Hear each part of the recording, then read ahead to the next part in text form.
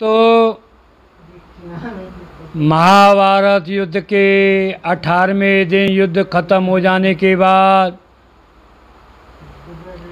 कुरुराज शोक में डूब गए और स्त्रियां विलाप करने लगीं। अब आप एक कविता सुनिए। पुत्र शोक ते विकल होकर भूम गिरे कुरुराज।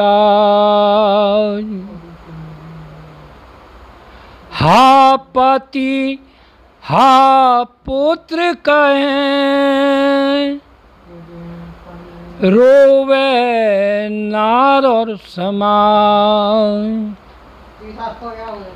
तब बारंबार गंधारी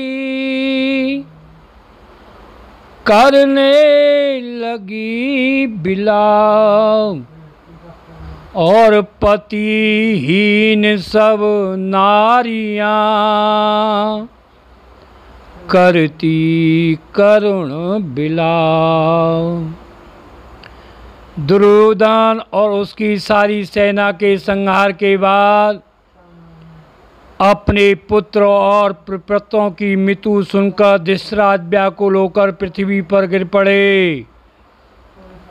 तब सेवकों तथा विदुर ने उन्हें चेत में किया। सावधान होकर धृतराष्ट्र बोले, मैंने लोभवश अपने हितैषी परशुराम, भीष्म, विदुर, नारद, भगवान वेदव्यास एवं श्री कृष्ण की बातें मानी होती तो यह फल देखने को नहीं मिलता। सर्वनाश के बाद भी मेरा कलेजा नहीं फटता। विलाप करते धृतराष्ट्र को संजय और विदुर ने मीठे वचनों से धीरज बधाया कि आपने किसी की बातों पर ध्यान नहीं दिया। यह आपके अपराध के कारण नाश हुआ है। संसार में जिनका जन्म होता है उसकी मृत्यु अवश्य होती है। उन सभी मरने वाले को स्वर्ग प्राप्त हो गया। अतः आप शोक करते हो। तुम्हारे पुत्र को कारण बनाकर काल ने सबको ग्रस लिया है। कौरवों का नाश तय था। इसके लिए मैं आपको एक प्राचीन कथा सुनाता हूँ। एक बार मैं इंद्र की सभा में गया था। उस समय पृथ्वी वहाँ उपस्थित थी और उसने सभा में कहा कि हे देवगणों, मेरे भार को उतारने का कार्य पूर्ण करें। तब भगवान विष्णु ने कहा, हे पृथ्वी, राजा धृतराष्ट्र के 100 पुत्रों में बड़ा दुर्योधन तुम्हारा कार्य पूर्ण करेगा। पृथ्वी के राजा कुरुक्षेत्र के मैदान में एकत्रित होकर वहाँ एक दूसरे का नाश कर डालेंगे। तब तुम्हारा भार उतर जाएगा। पृथ्वी प्रसन्न होकर चली आई। हे राजा, धृतराष्ट्र पुत्र दुर्योधन कल का अवतार था। उसने गंधारी के गर्भ से जन्म लिया। इसी कारण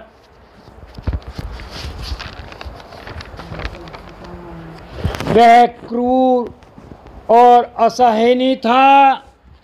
देवयोग से ही उसे ऐसे सहायक भी मिल गए।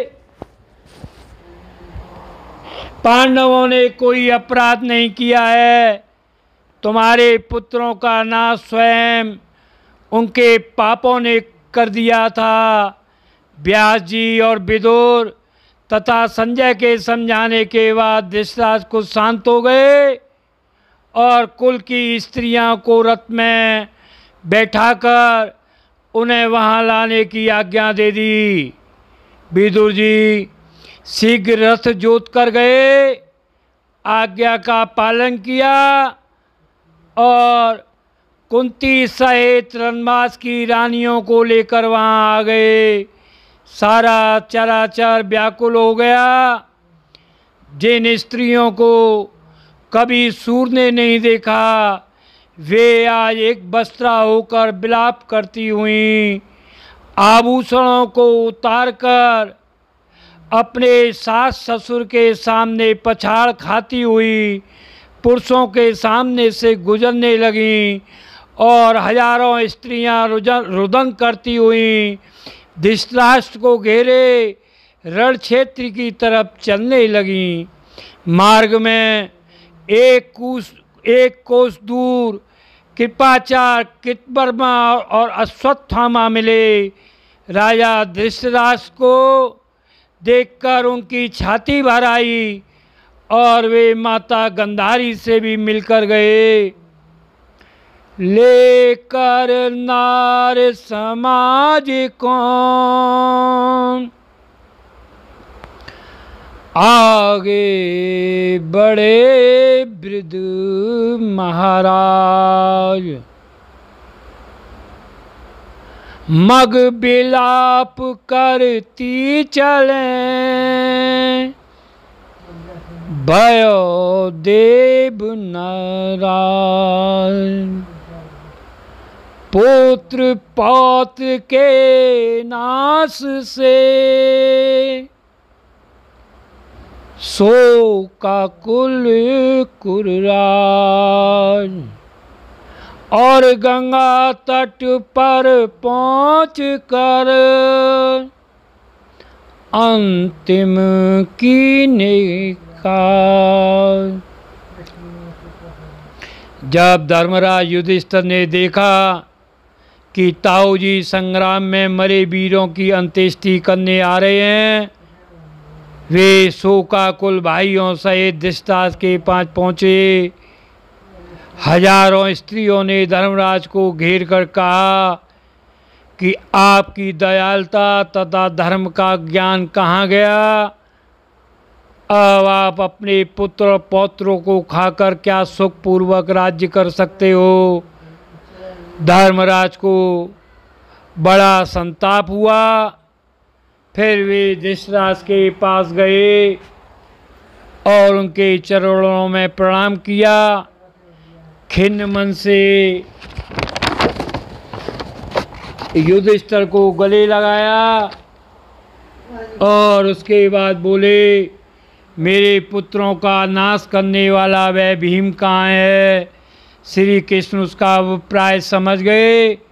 उन्होंने हाथ पकड़कर भीम को रोक लिया और दुर्योधन द्वारा निर्मित भीमसेन की लोहे की मूर्ति उन्होंने धृतराष्ट्र के सामने कर दी और बोले, यह रहा भीम। धृतराष्ट्र 10,000 हाथियों का बल रखते थे। उन्होंने उस लोहे की मूर्ति को दोनों बाहु में दबाकर उसे तोड़ डाला। छाती पर जोर से पकड़ने के कारण मुंह से रक्त निकलने लगा। तब संजय ने थामकर उनको शांत किया। क्रोध शांत होने के बाद भीम हा भीम कहकर रोने लगे। तब श्री कृष्ण बोले, हे राजन, आप शोक न करें। वह लोहे की मूर्ति आपने तोड़ डाली। पुत्र मोह ने आपका मन धर्म से हटा दिया है, इसलिए आप भीम को मारने के लिए उद्यत थे। मैंने आपसे पहले ही कहा था कि आप द्रौपदी को भरी सभा में नंगी किया था, उसका बदला भीमसेन ने लिया है। श्री कृष्ण की बातें सुनकर धृतराष्ट्र बोले, हे माधव, तुम जैसा कहते हो वह सब सत्य है। अब मैंने क्रोध को त्याग दिया है, अतः पांडु की सभी पुत्रों को देखना चाहता हूँ। तब श्री कृष्ण ने भीम, अर्जुन, नकुल, सहदेव और सभी को उसके सामने उपस्थित किया। धृतराष्ट्र ने सभी को गले लगाकर कहा, तुम्हारा सबका कल्याण हो। इसके बाद पांडव श्री कृष्ण की आज्ञा अनुसार गंधारी के पास गए। उसके मन में पांडवों के प्रति पाप था। व्यास जी दिव्य दृष्टि से पहले ही जान चुके थे। उन्होंने गंधारी को समझाया कि अपने मुंह से जो निकालना चाहती हो उसे रोक लो, क्योंकि धर्म युद्ध के दिनों तुम्हारा पुत्र रोज तुम्हारे पास आता था और आपसे कल्याण का आशीर्वाद भी लेता था। तुम उससे यही कहती थी कि जहाँ धर्म है वहीं जीत होगी। अब क्रोध करने से क्या मिलेगा? युधिष्ठिर धर्मात्मा है और तुम सदा से ही क्षमावती हो। पांडवों को क्षमा कर दो। कथा लंबी है, आगे की कथा का वर्णन क्रमबद्ध करते रहेंगे। जय यमुना मैया की।